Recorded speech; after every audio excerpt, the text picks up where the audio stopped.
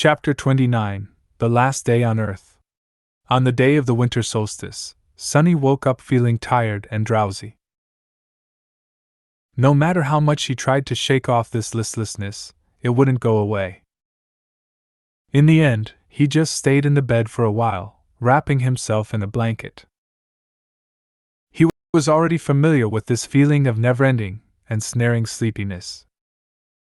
It was the same in the days before his first nightmare. It was also quite similar to what he had experienced while slowly dying of hypothermia on the slopes of the Black Mountain. Remembering the cold embrace of approaching death, Sunny couldn't help but shiver. This was his last day on Earth, at least for a while. By nightfall, the spell was going to take him away once again, this time to challenge the vast expanse of the dream realm. What was he going to face in that ruined magical world? Would luck be on his side this time, or would there be another disaster? Ugh! There was no point in guessing. He had already done everything in his power to prepare for the inevitable. He studied hard, trained hard, and kept his secrets safe. His aspect was better than most, and his will to survive was long tempered by the harsh reality of the outskirts and the even harsher ordeal of the first nightmare. All in all, he was ready. With a sigh, Sunny got out of bed and went along with his morning routine. If this was going to be his last hot shower in a long while, he was going to really enjoy it. If it was going to be his last scrumptious breakfast for the time being. Actually, he had no appetite. The cafeteria was full of sleepers, but no one was talking. Everybody was in low spirits and seemed to be uncharacteristically introspective. There was no usual laughter or boisterous conversations, only the legacies remained calm and collected. However, even they kept to themselves. Sunny thought about the last time he was preparing to enter the spell and, with a bit of trepidation, approached the coffee machine. During his stay in the academy, he had long discovered that a lot of people were in a habit of adding sugar and milk to their coffee.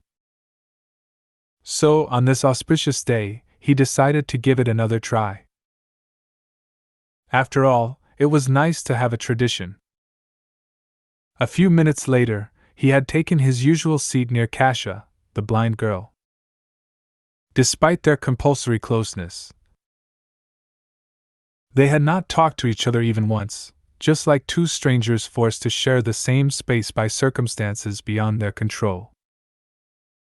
Sunny did not see a reason for anything to change today. However, as soon as he took the first sip of coffee, Kasia suddenly turned her head and stared at him with her beautiful, blind blue eyes. Unnerved, Sunny looked around, checking if someone else had attracted her attention, and, after making sure that there wasn't anyone standing behind him, asked, What? Kasia was silent, as though hesitating if she should reply, and then suddenly said, Happy birthday. What? Sunny frowned, trying to comprehend the meaning behind her words. Then, a flash of surprise appeared on his face. Oh, right. It's my birthday today. He had completely forgotten about it. He was turning 17 today. Wait, how did she know about this? Sunny gave the blind girl a strange look, opened his mouth, and then decided to let the issue go. She was just too creepy. Thanks. With a nod, Kasia turned away and seemingly lost interest in having a conversation once again. Which was for the better. Sunny returned to his coffee, finding it not too bad this time. Of course, sugar and cream were making most of the work. However, he did feel a little bit more awake after drinking it. 17, huh? Sunny was never sure that he would make it to this age alive. And yet, despite everything he did, life was sure unpredictable sometimes. If anyone would have told him a year ago that he was going to celebrate his 17th birthday by drinking real coffee with real milk and sugar, he would have laughed in their face. But now it was a reality. Unwillingly, Sonny remembered all the people who used to celebrate his birthdays with him, a long time ago. Before his mood turned sour, he decisively dispelled these thoughts and forced himself to smile. This is not bad. Let's do it again next year, when I'm already an awakened. Cheering himself up like that, he finished his coffee and left the cafeteria. There were no classes today, but he still visited the wilderness survival classroom and said his goodbyes to teacher Julius. The old man got pretty emotional when sending him off. He gave Sonny one last tip a dozen or so times in a row and even promised to apply for a research assistant position to be opened after the young man had become a full awakened. Sonny left thanking him for his time and patience. After that, there wasn't much to do. When the sun was close to setting, Instructor Rock gathered them in the foyer of the Sleeper Center and led them outside. In the snowy parks that surrounded the white building, other awakened were leading their own batches of sleepers to the same destination. It was the Academy's medical center. The center looked more like a shrine than a hospital. Its interior contained both highly advanced technology as well as some of the best healers among the awakened. For the duration of their first journey into the dream realm, the bodies of sleepers would be kept safe in specially designed pods and sustained by the magical powers of those healers if anything unfortunate were to happen on the other side of the spell. Of course, whether or not they would wake up in the end wholly depended on the sleepers themselves. To Sonny's surprise, after entering the medical center, Instructor Rock did not take them directly to the wing containing sleeper pods. Instead, he led them to a comparatively deserted floor and then opened the doors to a spacious gallery that was brightly illuminated by the beautiful crimson rays of the setting sun. There, they saw rows and rows of wheelchairs. In each wheelchair, there was a person with a blank, strangely peaceful expression on their face. All these people were completely silent, motionless, and still. They did not show any reaction to the appearance of guests. They all seemed to be empty. In the eerie silence, Sonny felt his hair standing up and a creeping terror sipping deep into his heart. Instructor Rock looked at the empty people with solemn eyes. There is a reason I brought you all here. Look well and remember. Some of you may know who these people are. For those of you who don't, they are called Hollow. He gritted his teeth. Each one of them was once either a sleeper or an awakened. Some of them were weak, some of them were strong. Some were even incredibly powerful. All of them have perished in the dream realm. Their souls are gone, Sonny realized, horrified. If you're lucky, once your spirit is destroyed, your body dies with it. But if not, you'll become just like them. Hollow. Instructor Rock glanced in the direction where Castor and Nephi stood, and then added, So don't die out there. Half an hour later, sleepers had been led to their personal rooms and were preparing to enter the pods. In one of the rooms, the blind girl, Kasha, was helplessly trying to orient herself in the unfamiliar space, touching the walls and strange pieces of machinery with her hands. Tears were streaming down her beautiful, doll-like face. In the other room, proud Legacy Castor was staring listlessly at the floor. His lips were moving, repeating one strange phrase over and over again. He was trembling.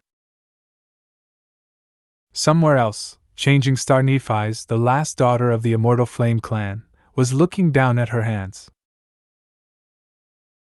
Underneath her skin, soft white radiance was slowly growing brighter and brighter. Her face was contorted in a grimace of harrowing agony.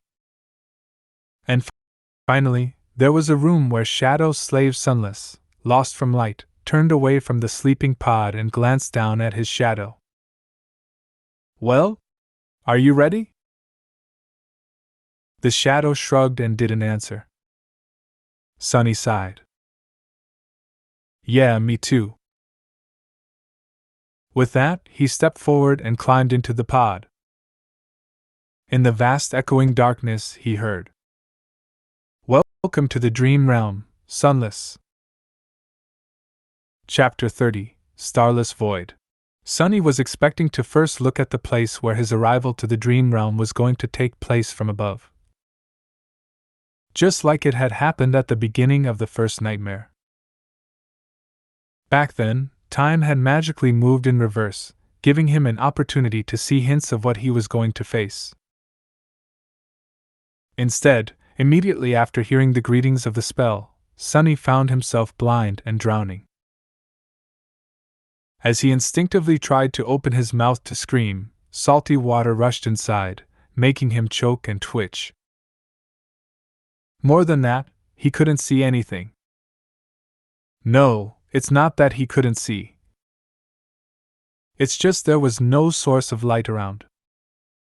Usually, darkness wasn't a problem for Sunny, but for some reason, his sight wasn't working anymore.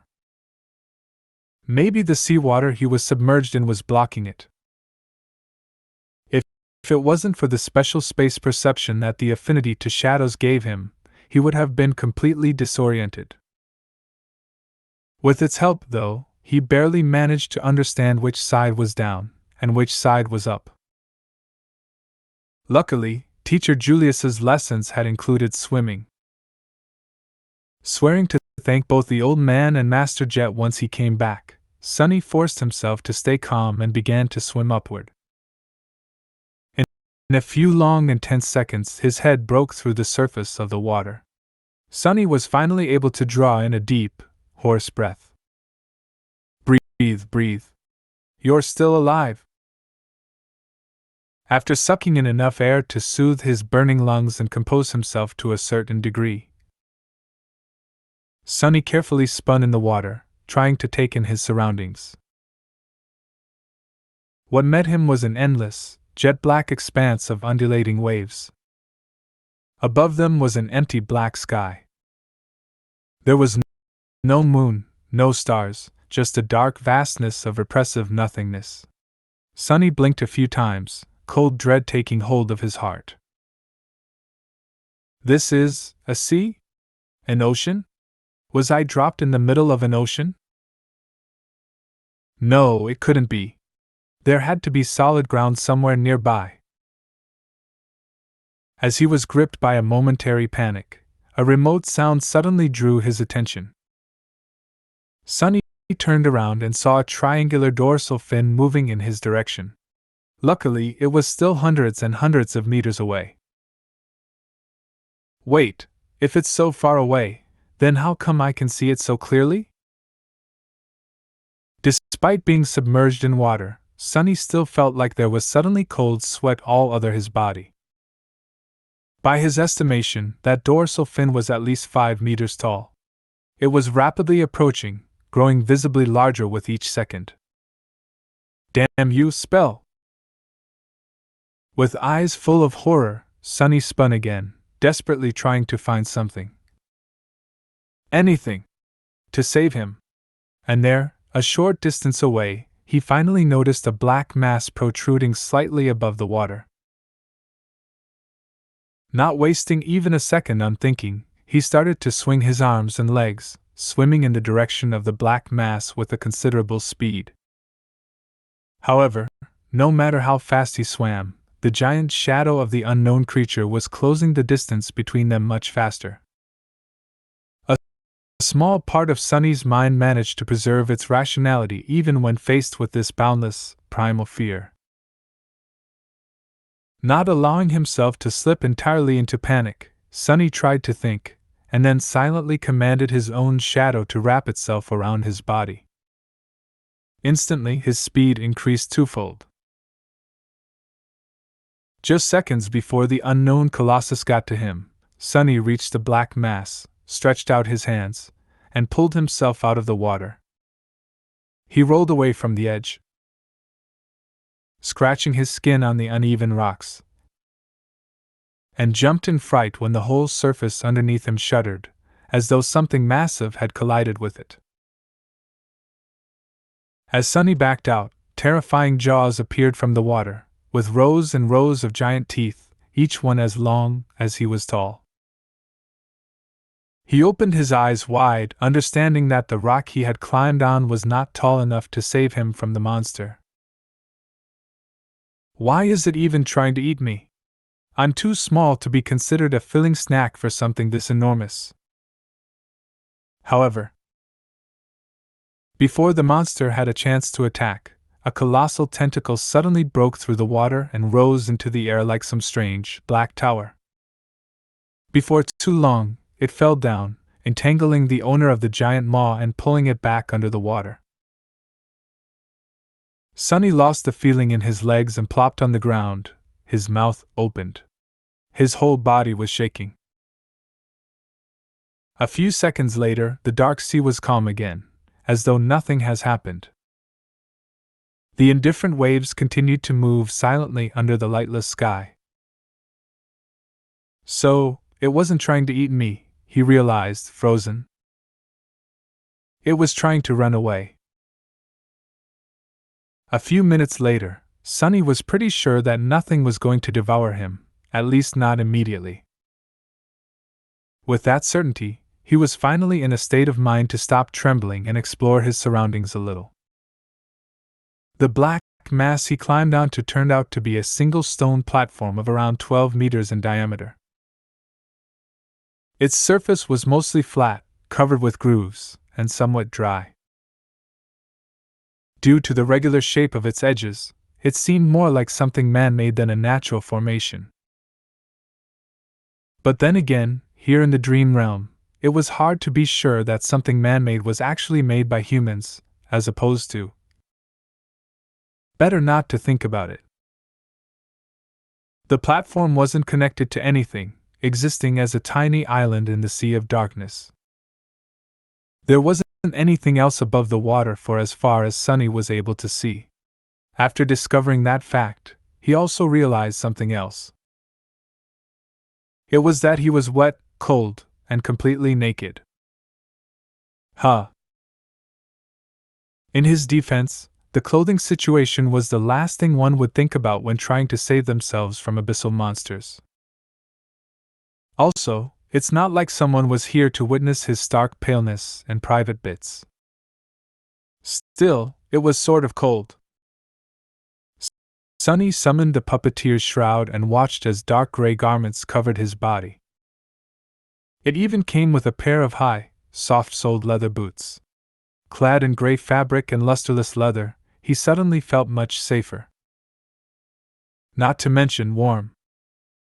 After that, Sunny sat down in the middle of the platform, as far away from water as he could, and tried to remember the unique characteristic of every explored region of the dream realm he could think of. Unfortunately, none of them matched this starless, dark void. Of course not, he thought with a bit of resentment. Even if some unlucky humans had ever come here, I doubt that they were able to return to the real world alive. Not with those things hiding underwater. Not yet desperate enough to leave the platform and try to swim away in search of land, Sunny decided to wait and see. Maybe something was going to change as time went by. With a soft sigh, he habitually looked for his shadow. However, due to the total darkness that surrounded him, it couldn't really be seen. He just barely felt its presence. This must be a paradise for you, right? All this gloom and not a star in sight. The shadow, of course, did not answer. Anyway, good job earlier. With a nod, Sunny lay down, using his hands as a pillow. Not thinking about much, he stared into the black sky and waited. The sound of the undulating waves was, actually, quite relaxing. After a while, he closed his eyes and listened. Minutes merged together, growing into hours. Suddenly, Sunny caught a slight change in the sound of the sea. It was as though something was shifting. He opened his eyes and noticed that one corner of the sky was slowly turning gray. Soon, a glimpse of a pale sun could be seen rising above the horizon. A new day had come to the starless void. And with it, the dark sea suddenly surged.